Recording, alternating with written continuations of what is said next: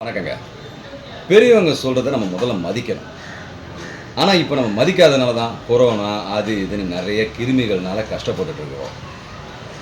வாசல் தெளிச்சு, மஞ்சள் போட்டு, சாணம் போட்டு, கோலம் போடணுன்னுவாங்க. இது ஒரு தாத்பரியம். கிருமி வரக்கூடாதுன்றதுக்காக. சாவு வீட்டுக்கு போயிட்டு வந்தா குளிச்சுட்டு தான் சாப்பிடணுன்னுவாங்க. சலூனுக்கு போனாலும் குளிச்சுட்டு வரணுன்னுவாங்க. காரணம் கிருமிகள். இப்போ உதாரணத்துக்கு நம்ம சாவு வீடு நடந்திருக்குன்னா, அங்க சமைக்கக்கூடாதுன்னு சொல்லுவாங்க. அதுக்கும் காரணம் கிருமிகள். இப்போ பெண்கள் காலையில எழுந்த உடனே குளிச்சுட்டு சமைக்கணுன்னுவாங்க. அதுக்கும் காரணம் கிருமிகள். இதுபோல நம்ம வாழ்க்கையில நோய் நொடி இல்லாம நம்ம எல்லாரும் நல்லா இருக்கணுன்றத பெரியவங்க நெனச்சதுனால தான் இவ்ளோ பெரிய விஷயங்கள நமக்கு வகுத்து குடுத்துருக்காங்க.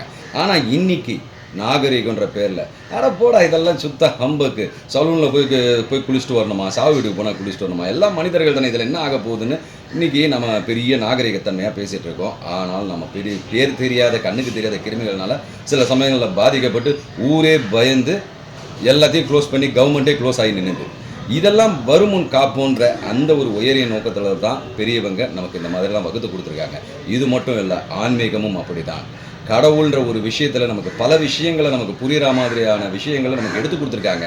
நாம புரிஞ்சுக்க முடியாத காரணத்தினால, நாம இப்போ எல்லாத்தையுமே சுத்த போலித்தனம், நாகரிகமற்ற தன்மை, காட்டுமிராண்டித்தனம்னு சொல்லி வாழ்ந்துட்டு இருக்கோம். இனிமே அப்படி இருக்காதுங்க.